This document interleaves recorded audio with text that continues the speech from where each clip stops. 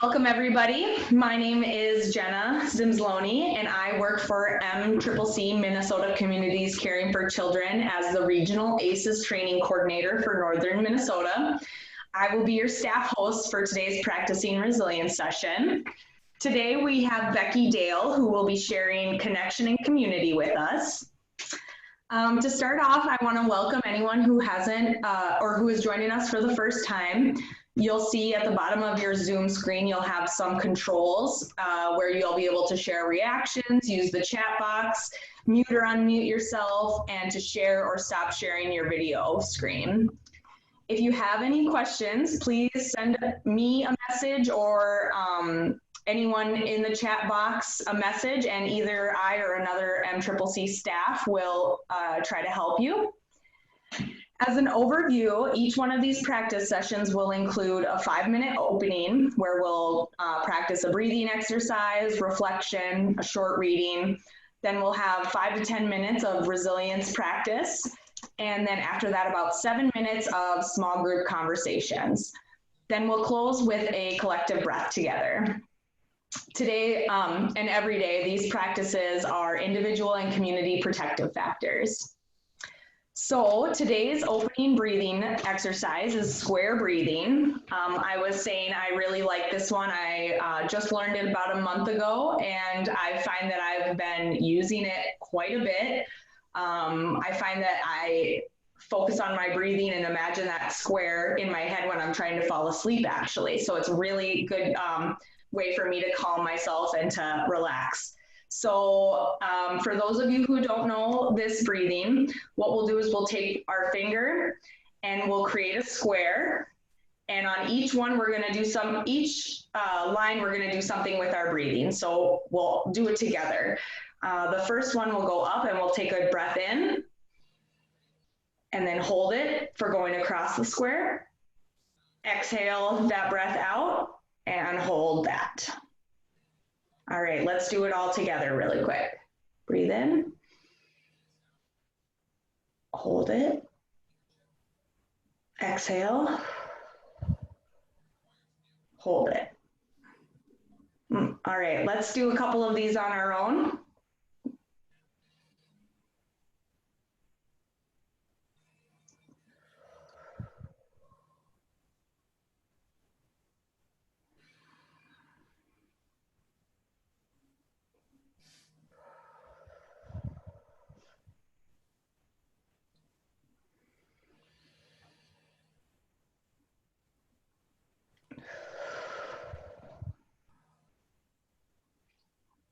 Awesome, thanks for sharing that with me. And today I'm going to share one of my favorite poems as a reading reflection called Still I Rise by Maya Angelou. And I will put it in the chat box when I'm done reading it. Still I Rise by Maya Angelou. You may write me down in history with your bitter, twisted lies.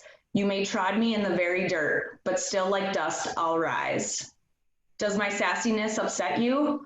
Why are you beset with gloom? 'Cause I walk like I've got oil wells pumping in my living room. Just like moons and like suns, with the certainty of the tides, just like hope springing high, still I'll rise. Did you want to see me broken, bowed head and lowered eyes, shoulders falling down like teardrops, weakened by my soulful cries? Does my haughtiness offend you? Don't you take it awful hard? 'Cause I laugh like I've got gold mines digging in my own backyard. You may shoot me with your words, you may cut me with your eyes, you may kill me with your hatefulness, but still like air I'll rise. Does my sexiness upset you? Does it come as a surprise that I dance like I've got diamonds at the meeting of my thighs? Out of the huts of history's shame, I rise. Up from a past that's rooted in pain, I rise. I'm a black ocean, leaping and wide, welling and swelling, I bear in the tide. Leaving behind nights of terror and fear, I rise. Into a daybreak that's wondrously clear, I rise. Bringing the gifts that my ancestors gave, I am the dream and the hope of the slave. I rise, I rise, I rise. All right, I will put that poem in the chat box for you all, and I will turn it over to Becky Dale. Thank you. Welcome, everybody. We tried to welcome many of you by name as you came. We've been doing a lot of practices, and we today are focusing a little bit more on community and connection as a practice. And so there are a few people that joined after we did welcomes. Nice to see you, Mary Sue. I think maybe Chelsea and Melissa has someone with them. I don't know your name, but welcome to both of you. Let's see, Heidi and someone with a bunch of letters, YDTD, welcome. Chelsea, Alyssa, welcome someone who just joined by phone. We're really happy to have all of you here. If you have a camera and are willing to share it today, I would love to see your faces. Also part of the community component. And if you don't or prefer not to, that is absolutely totally okay too. I want to just take a moment to start and have you all reflect. And I'm going to share my screen here, I think. I had created a little poll and it didn't work, so I'm not going to be doing it to sort of have a sense of who has been here before and who is coming for the first time. If you're coming for the first time, and you could indicate that in the chat box, that would be great. This question may be, so now hopefully you should see my screen.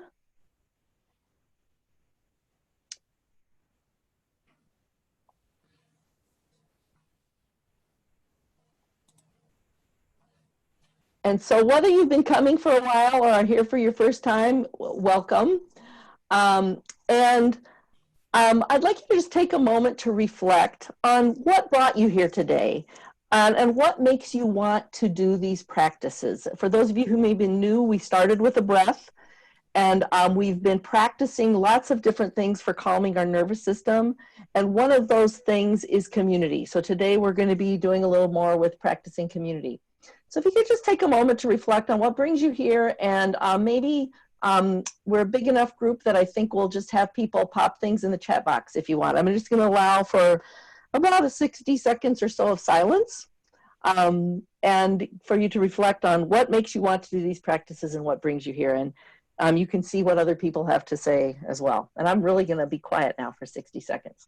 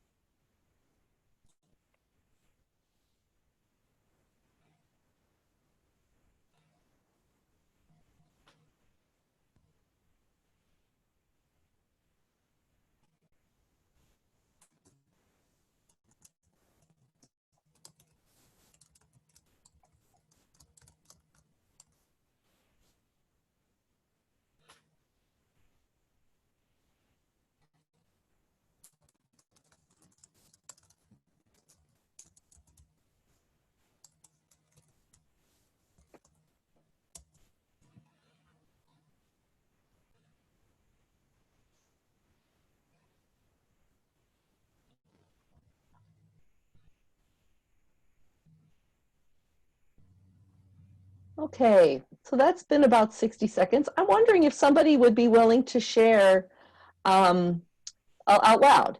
And if you click the Manage Participants button, you should be able to see if you can raise a hand. And then I can see who might be willing to share something out loud that they put in the chat box, and or read some of the things they've seen in the chat box that are standing out for them. So if you click on your participants, hopefully you should see, oh, great, Melissa, wonderful. So Melissa, you can unmute yourself and share. Can you hear me? Yes. So one thing I wrote, I am here because I need to fill my own cup, because you can't pour. I love that quote. You can't pour from an empty cup. And as a care provider of other individuals and a mom and trying to manage working full time, I am emptying my cup so much. So I'm here to fill it up a little bit so I can help support other people. Wonderful. Thank you so much. And would the other person that's with you like to introduce themselves? You want to say hi? It's up to them. He says no, he doesn't want Okay. to say hi. Okay. Well, we're glad you're here too. Can I tell him? If you haven't already, we have videos of past ones, and several of them are co-led by children and youth as well. So we welcome everyone. Cool.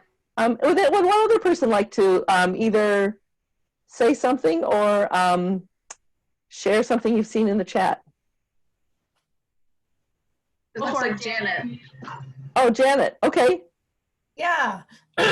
I love what this does in the middle of my day. It centers me and it gives me energy for the afternoon. I'm used to interacting with coworkers in the office and also with my clients, and I get my energy from people. And this has kind of been a good substitute in a way, because I find when I'm by myself that my energy dips a little bit, but doing this practice every day has just been so calming and energizing at the same time. Wonderful. Thank you, Janet. And I'll just read a couple of others. I see self-care. I see pausing to acknowledge the importance of practice, stress release strategies, finding ways to sustain self through the pandemic. And I imagine you all have been able to see each other's too. For me, absolutely, this being able to connect in community with others matters a lot, and actually having something regular matters a lot to me too. Like so many things are tossed up, and I've, being here, having something to do at the same time every day gives me a sense of calm and peace too. I'm gonna switch to the next slide, I think. There we go. So one of the things at Minnesota Communities Caring for Children that we talk a lot about are protective systems. And we've talked about this for years, and we're finding that it's super useful to us now as well. And the protective systems we look at are individual capabilities, attachment and belonging, and community, culture, and spirituality. And we've been trying to build these practices here around those and reinforcing all of those, and they're all nested in each other and support one another. They come from, let me see if I can get to the next slide, the research of Ann Masden, who's at the University of Minnesota, actually one of the most well-known resilience researchers in anywhere, and she's here in Minnesota. And some of these I've sort of broken down ones that she says are sort of the short list for resilience.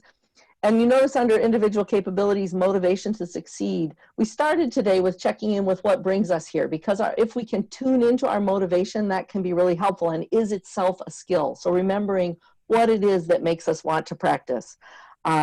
We've done a lot around self-regulation. We haven't done as much with problem solving, and self-efficacy is believing you can make a difference. Nurturing attachment and relationship is another category. Capable and caring caregiving and parenting is something we support a lot around, and it's something we can all learn. And other close relationships are another part of that nurturing attachment protective system. And then finally, community, culture, and spirituality. And those are effective cultural practices, effective communities, and the ways we build community. And so that's why I thought today we would focus our practice on this idea of community. So see more of your faces. Thank you so much for being willing to share your pictures. If you haven't noticed already, you can, I can see about 4 faces while I'm sharing my screen, but I can scroll through them to see more. I could also click on the grid icon at the top to be able to see more people and spread it out. So that's an option you all have too. So I just want to talk a moment about community. And if you would, again, I'm asking you to, what I've noticed is how I believe that we are interconnected all the time. And I think particularly COVID-19 is showing us that in a whole new way, making us way more aware of how we're interconnected. John Muir said, when we try to pick out anything by itself, we find it is hitched to everything else in the universe. So I wonder if you would just take a moment So just sort of reinforcing that, the positive sides of that connection. And if you would type into the chat box, what evidence do you see of our interconnection?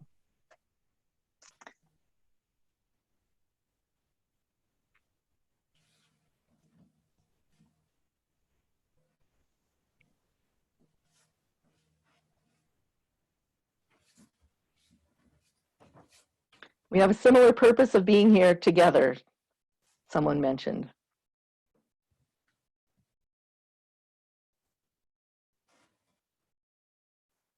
Oh, I just got an FYI that the slideshow isn't showing me the slide I want it to show. It is Can showing you the see it slide. now? Community Oh, and yeah. connection? That's Great. perfect. Okay. We have shared stressors for sure. How our health is intimately tied to each other. People are reaching out to check on their neighbors. People are lifting each other up. Again, the intentional connection, I like my Emily supporting me by saying what you think you want to see on the screen isn't showing. That kind of connection is supportive. I will say certainly when I go to the grocery store, I am unbelievably aware of how many people touch everything that I put in my body. And on one hand, that can cause some stress now, but it also just like reveals how tied to each other we are. And that's always true. So let's see if I can get my slides to switch to the next one now. Walls are coming down, and even service providers are working together differently to address barriers, someone else is saying. So now we're going to do our regular thing where we talk in small groups. And I think I changed the slide. It should say we are connected, period. It is a truth. But we don't always feel connected, and we don't always feel connected. So what I'm inviting you guys to talk to each other about today is what helps you feel connected. What helps you feel connected to other people, to the world around you. And so I'm going to we have a little time for conversation in small groups. I'm going to set it up so that you go into groups of, I think I might have to stop my screen sharing in order to do that. So just FYI, this picture is going to go away, but the what helps you feel connected question is still there. All right, there we go. So you'll have an option to click a button to go into rooms, and you'll be in rooms of 2 to 3 people. If it turns out not everybody joins the room, I may move you into a room, so you will be with somebody else, just FYI. And you can have a conversation about this question, what helps you feel connected? So, and we'll probably be in there for maybe about 5 minutes, I think, today, because I would like to be able to hear a few people share out when we get back. Here you go.